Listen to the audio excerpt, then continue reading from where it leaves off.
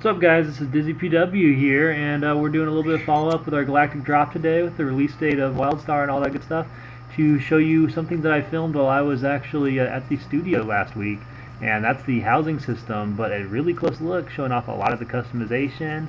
I'm going to talk a little bit about you can actually set up dungeons that you can run with your friends here, but enough of that. So I just built this house from scratch. I've got a whole bunch of gold, and now to actually customize the inside. Now the housing system has gone through a lot of changes since it was first revealed in 2013, and as you can see, this is a pretty basic house on the inside, but you can add multiple rooms. You can customize each room individually. Here's a look at some of the different like roof options you can do. They do limit you to your factions for some things, so you won't be able to make like a really fruity Orin looking house if you're a badass Draken like I am.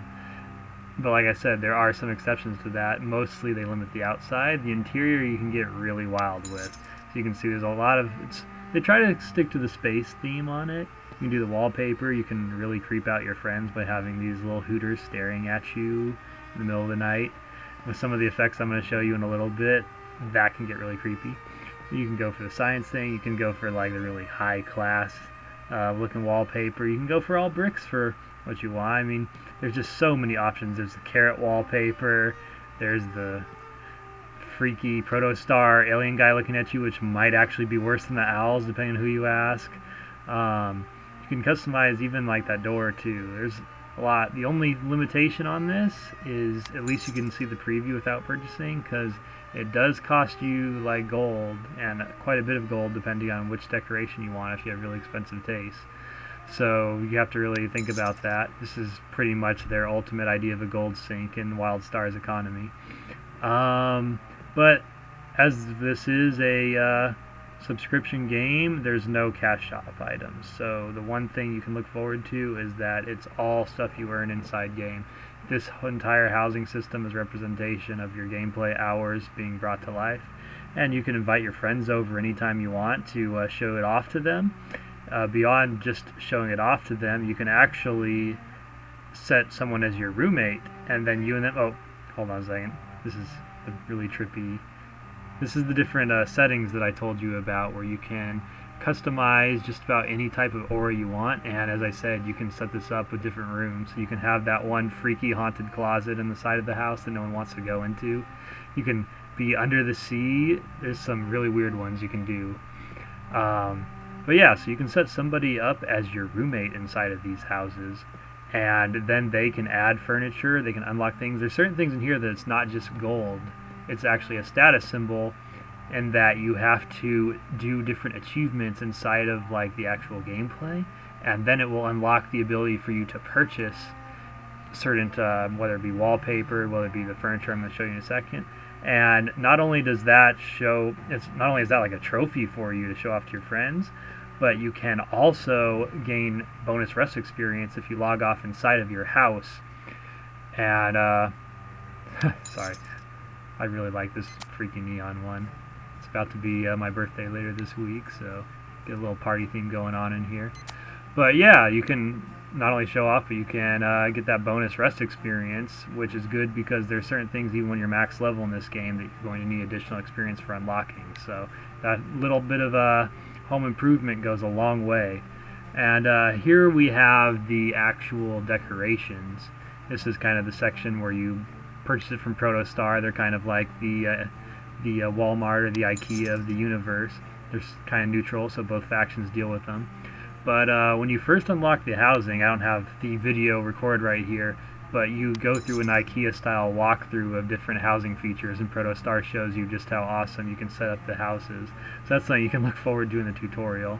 This here's a bunch of the really wild, unusual, and freaky beds that the Dominion faction, that's, some people call it the bad guys. I consider it more just like the Empire versus the Rebels in Star Wars. But yeah, you've got a lot of options from just clocks and everything, and even if you have a bad taste in style, they'll still give you the bonus rest experience. Here's a little space barbecue. I'm going to use that a little later. But not only do you get to choose like the Hooter statue or different things like that, you can customize the ratio of each of these. So you can make it gigantic, you can make it tiny, you can have it floating in the air, you can literally build a series of beds and turn it into some kind of crazy jump quest when your friends come over.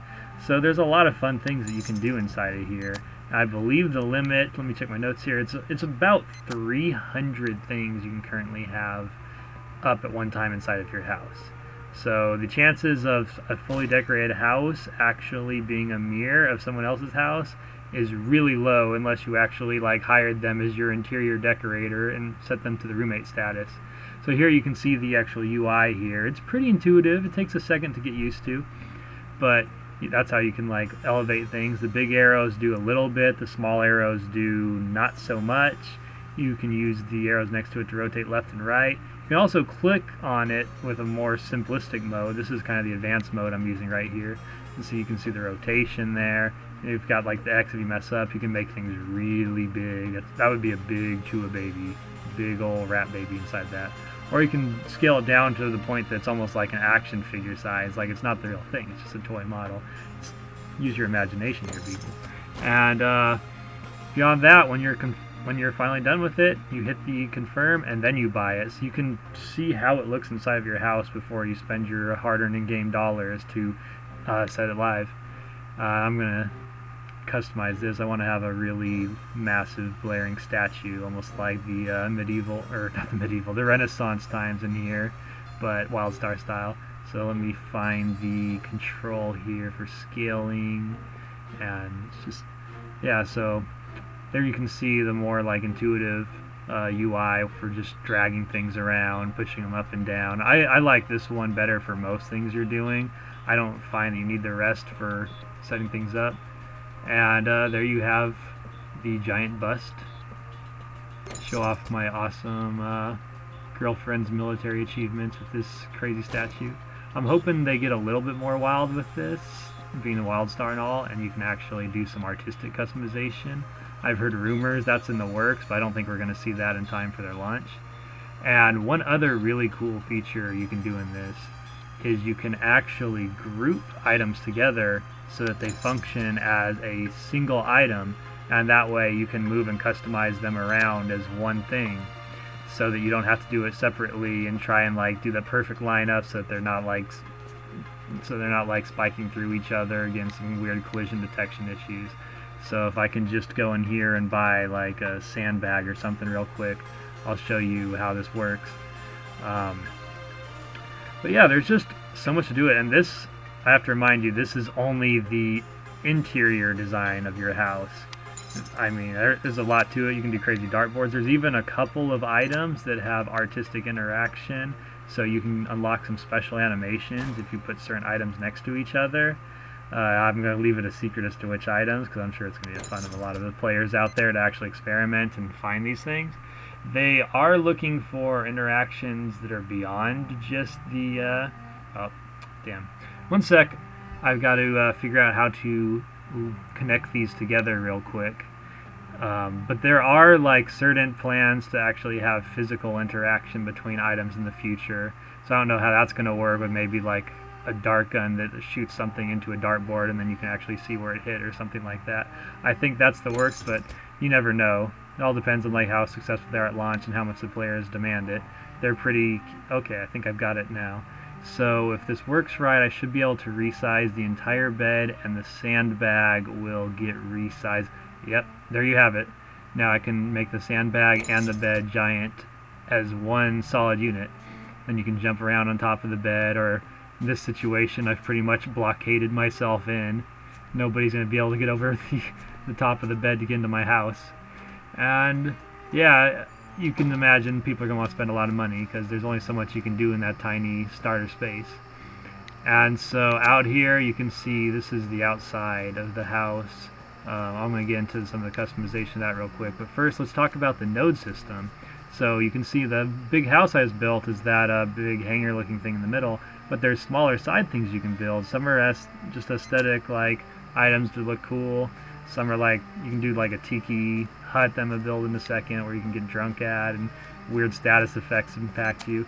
but there's actually a couple of mini-game buildings that you can build, which are almost act as dailies. If, say, you logged out at your house to get some rest experience, and you want to jump in and just like get some kind of reward or some loot bag for something you just did. And so this one right here, let's set up the ice park. So I don't have any ice skates. I don't know if you can actually get those, something I'm still looking into. But the idea of the ice park is they've got really slippery traction on here. It's really hard to just walk around on. And if you click that little computer on the side, it'll activate a special event. So the timed event where you have to struggle across the ice and grab these little orbs. And if you can get all 15 of them before the time runs out, then you get like your special loot for the day. Challenge begins. It's on a cooldown from 30 minutes once you get the loot. But the cool part is, say somebody else visits your house, either like you invited them or you set your house as public and they came over to visit, they can run this event too and earn you some rewards for running it on your property, and they can get the bonus stuff too. So there's actually a little bit of like a loot incentive to get you to visit your neighbors, or just find people that have different, so they don't let you cheat. You can't run off on the side. You actually have to struggle across the ice or they'll disqualify you. But yeah, it gives you some incentive to visit a bunch of different people's houses just to like jump around and go ADD, check out what kind of mini games they have there. And so I'm going to jump ahead here a little bit. This is the fully built out house now. This is like the little date spot at the tiki bar where you can get your beer goggle going on. This is one of the mini status effects in the game. There's also a disarm status effect. I was surprised wasn't here. But yeah, it's just like really cool random things you can do here. I'm hoping they add a little bartender mini game here so that you can mix the drinks behind the bar and make special customized mixed status effects to mess with people. I'm sure the role players are really going to love this. Let's get out of my little tiki farm over here. And then for the musically inclined, you've got a standing piano with a couple of different octaves that you can adjust. You can run around and try to play it. I think if you got a couple people together, you might be able to do some music here. I haven't played a piano in about 12 years, so I'm not exactly the best to demonstrate it, but I'm trying. And you can see like the ice park over on the side. So you have limited space, and there's only a certain number of things you can build on here before you just start to run out of room. So you can't have everything in one house, and that's where the visiting neighbors comes in. There's the barbecue I showed you guys I bought earlier. So some of the objects you buy can actually be used to decorate these outside parts. I'm sure you could add like a snowman or something to the ice skating rink to make yours look a little different. And this here is one of my personal favorites, these little lollipop bunnies, which are basically space stoners. Challenge begins. For lack of a better word, you smoke up their lollipop, and then you start seeing a bunch of like gold flying platypi or something like that, and you get disoriented from smoking it up. And you've got different arrow pushes here. It's like front, back, left, right. Aren't doing what they normally do. So maybe left is back for you and front is right, and all kinds of mixed up. And you gotta just like learn to roll with it. You're a little bit lighter weight. You float around when you jump.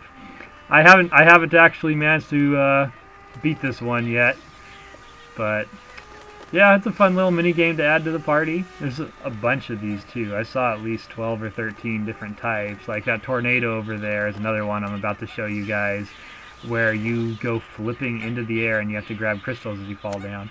I think the hardest part about this is that you can't stay high long enough to complete the challenge in one test, so you have to go smoke again, and then again it switches up your arrows. But still, this is a good thing to use for practice, because in the actual PvE game, when you take on some of the later bosses, they'll disorient you, and then you're going to be dodging those like this is the closest I've ever come to beating that. 2 more seconds I would have had it. So this is the menu right here where you can just like switch between what activities you're doing and then go flying into the air. And yeah, it's a fun little thing. So yeah, there's bosses that are going to be disarming you, tossing you into the air, just like this tornado. That's actually a skill that I saw during one of the raids that I'm technically not supposed to be talking about yet, but embargo lifts soon enough, don't worry about it. And you gotta dodge attacks that are gonna kill you during that whole process. So as cartoony as this game looks, it's got some serious challenge to it that I think is going to attract a lot of hardcore raiding guilds, hardcore PvP guilds. There's just a little bit of everything in this game for people that are willing to search it out and actually realize it's there. And there's plenty of motion sickness in this game as well. I should mention that. If you don't like flipping around with your camera spinning in circles, you might not be as into it as me. And one more. Got it. Challenge complete. So, right about time to wrap up this video. I don't want to be covering the housing all day, but you can customize the outside of your house just as you did the inside, so that even at a glance, and I don't just mean the structure, you can customize everything about your property. You can mess with the space around your house, so you can set up like a war zone or a tornado, or make it look like you're in outer space, or like some kind of a haunted wasteland. My personal favorite, though, is that you can actually make it look like you're inside a tornado, and then have a tornado inside the tornado for some tornadoception. But beyond that, like, you can flip between these. So say you purchased a couple of them ahead of time, and you're just feeling like, hey, today I want to have it be rainy at my house. Hey, today I want my house to be under the sea, because life's always better. You can flip between any of that at a glance with no real cost to you. So it gives you, again, back to the money sink. They've really got their economy figured out. So let's look at some of these housing options. You can change the roof, you can change the outside wall, you can even change the front entrance in a couple of ways. That's one of my personal favorites right there. But that's about all I have to show you guys about the housing system.